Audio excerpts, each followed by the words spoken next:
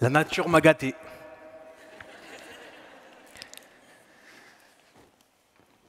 Vous savez, j'ai tenté de ne pas l'écouter, mais même les doigts dans les oreilles, j'ai tout entendu. Vous voulez nous faire croire que vous avez agi en silence. Mais on vous a entendu. Cependant, il y a bien un point sur lequel je vous rejoins, vous qui êtes enfermés dans un fort mutisme. Il faut qu'un discours soit meilleur que le silence.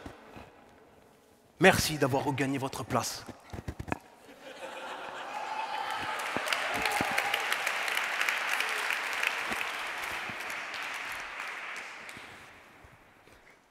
Toutes ces personnes ayant plaidé avant moi ont traité de l'histoire.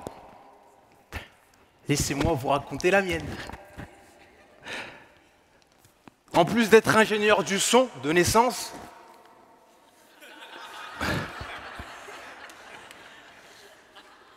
je suis mélomane. Et il y a cette phrase d'une artiste américaine qui nous a quittés le 16 août 2018 qui dit « The moment I wake up, before I put up my makeup, I say a little prayer for you. »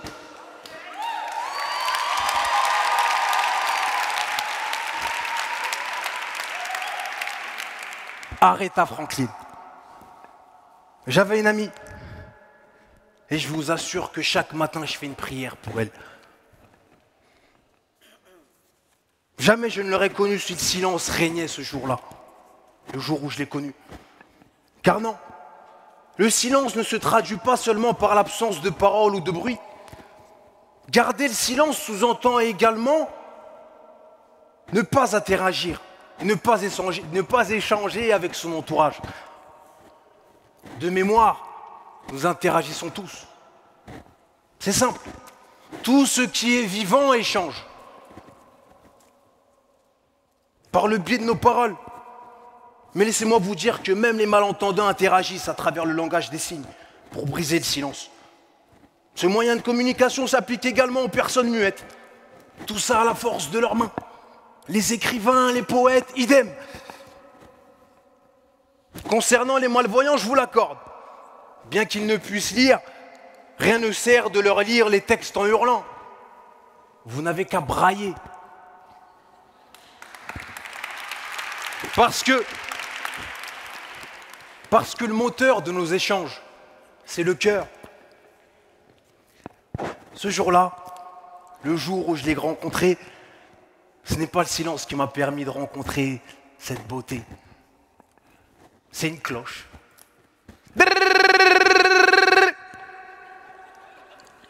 10 heures.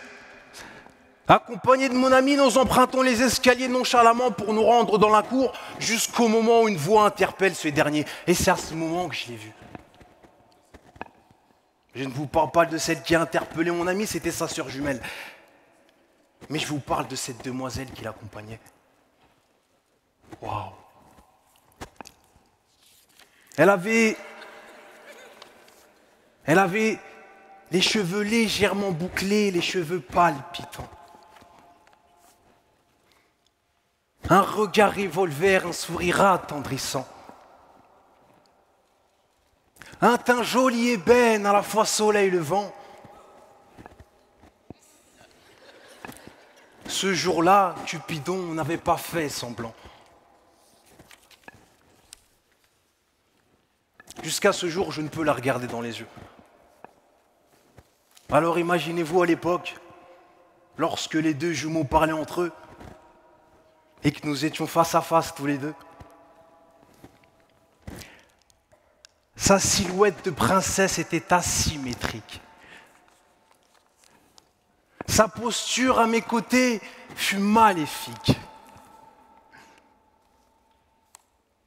Sa voix extrêmement appréciable m'a laissé assujetti quand elle m'a dit « Enchanté, moi, mon nom... » Désolé, je ne peux pas vous le dire.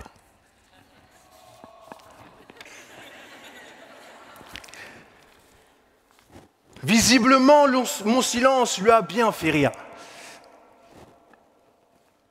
Mais au moment de dire un mot, j'ai entendu drink. Le silence exclut toute interaction. Mais j'ai pu chipper ses coordonnées par le biais de mon acolyte.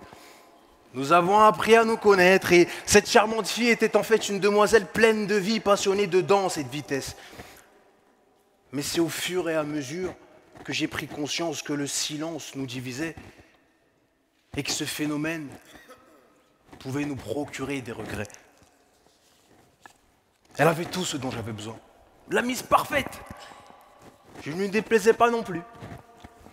Bien que j'en avais les capacités, je n'ai jamais su lui dire. Lui mimer n'aurait pas été un problème. Lui écrire un poème sans souci, lui brailler haut et fort, eh bien j'aurais dû. Parce que j'ai été vaincu. Après une courte période sans avoir eu de ses nouvelles, j'apprends par mon acolyte de longue date que je me suis fait tacler. La jeunesse appelle ça la friend zone, non?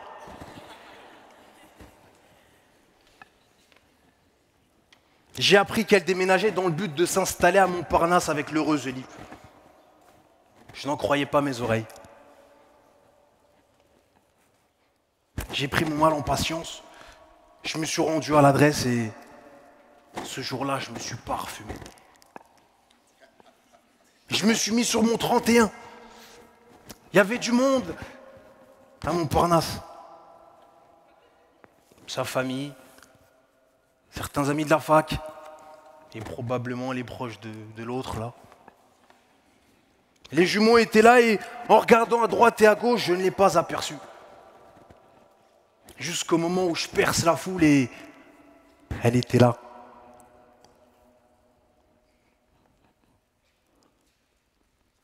Croyez-moi ou non, elle était là. Dans cette boîte qui elle-même se trouvait à 2 mètres du sol.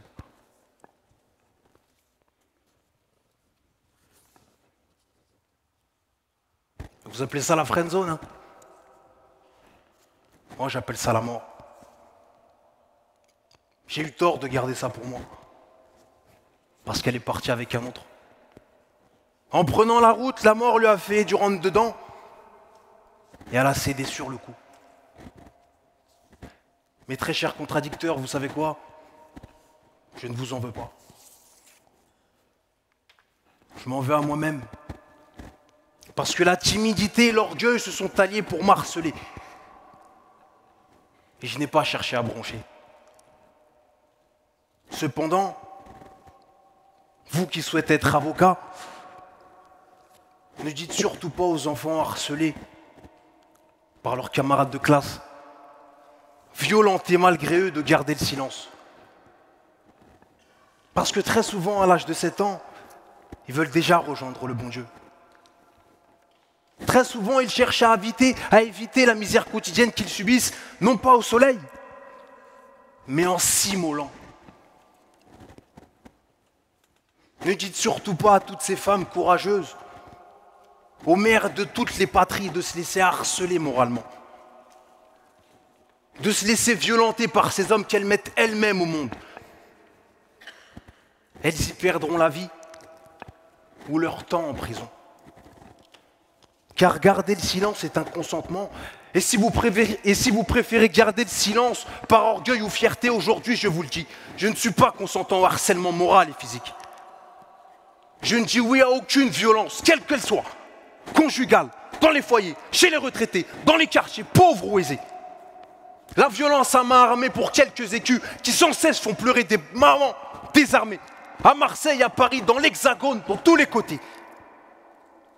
La violence de certains êtres humains, il ne faut pas l'oublier, qui en violentent d'autres, déguisés en et confondus aux vrais gardiens de la paix.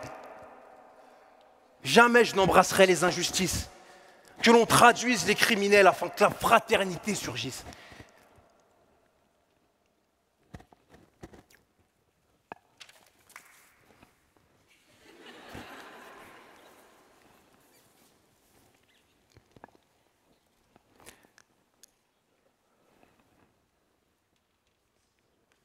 jamais je n'embrasserai le racisme, cette mentalité immonde. Et j'espère que vous aussi. Je me tournerai vers ma famille pour leur dire que je les aime, parce que j'ai fait l'erreur une fois. Mais je ne la ferai pas une deuxième fois. Mais avant de me tourner vers vous, j'aimerais dire à cette demoiselle qui, malheureusement, n'est plus là, que mon contradicteur a tort, le silence s'impose des limites. T'es parti et m'a laissé seul ici en débris. Comme mes amis d'enfance ou bien de colonies de vacances, t'as été de passage. Cette distance causée par la vitesse et non le dopage. Tu rêvais de Formule 1, d'être number one comme Hamilton. Tu m'as trahi, t'as préféré la mort à une amitié folle. Je te demande surtout pas de revenir. Tu te feras beaucoup d'acolytes. Serge Gainsbourg, brûleur de pif et quelques maires de Paris. Embrasse mon pas sanguin au passage qui fleurira à ta tombe. Quand mon corps sera emporté dans un creux profond. Amitié sacrée, je comptais sur toi pour être mon binôme. Y'a qu'une place dans ta caisse, je me demande qui est ton copilote. On se quitte pas vraiment, on part nasser à côté.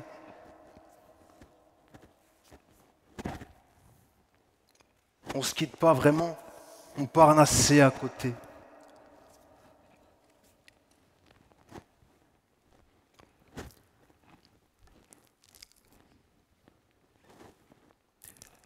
Mais le silence, malheureusement, nous a tous deux séparés.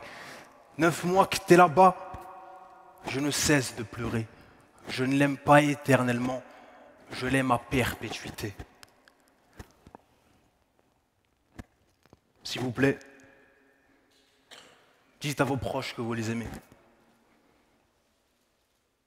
Parce que si, avec des si, on refait le monde, avec le silence, qu'est-ce qu'on fait ?